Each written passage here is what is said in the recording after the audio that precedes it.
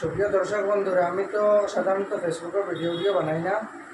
তবে এই যে কয়েকদিন সোশ্যাল মিডিয়া যেন মানে দেখিয়ার আমি যেন ফরিদগঞ্জের নাম পরিবর্তন নিয়ে বিভিন্ন ইস্যু লইয়া বা এটার একটা সাম্প্রদায়িক দিক দেওয়ার চেষ্টা করতাম কিছু কিছু বাংলাদেশি হলে আমি তারারে মানে শুরুতে আমি কঠোর ভাষায় নিন্দা এবং ধিক্কার জানাই।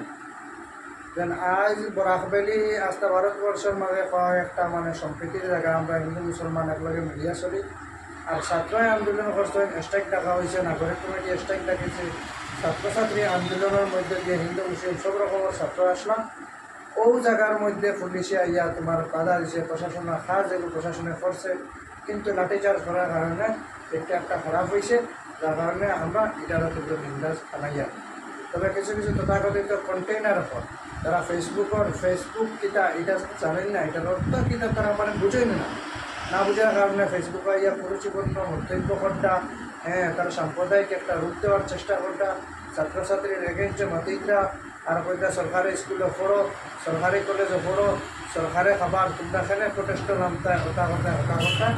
আমি তারা তীব্র ভাষায় আবার হইয়া তোমরা এইরকম মন্তব্য তাকে বিরত থাকো। আর করিমগঞ্জ প্রশাসন হইয়া আপনাকে কঠোর হস্তে এরারে দমন করেন, না হইলে এই করিমগঞ্জের একটা সমস্যা সৃষ্টি হয়, এটা ভবিষ্যতে দীর্ঘস্থায়ী একটা সমস্যায় রূপান্তরিত হইব। পরবর্তীতে একটা কন্ট্রোল করে থাকতো না।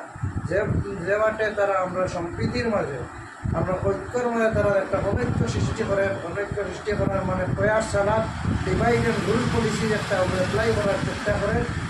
হিন্দু মুসলমান মাঝে আমরা সব সময় চাই মিলিয়া থাকতাম, হিন্দু মুসলমান মসজিদের পাশে মন্দির থাকতো, মন্দিরের পাশে মসজিদ থাকতো, আমরা একটা সুন্দরভাবে আমরা এক জায়গায় বসবাস করতাম সম্প্রীতির বাজারে। যেগুলো চেষ্টা করেন এগুলারে পুলিশের কঠোর হস্তে দমন করেন। আর আমি সোশ্যাল মিডিয়া যেগুলো চালাই আমি সকল ভিউয়ার্সরে হইয়া তুমি তাই এটার প্রতিবাদ করো।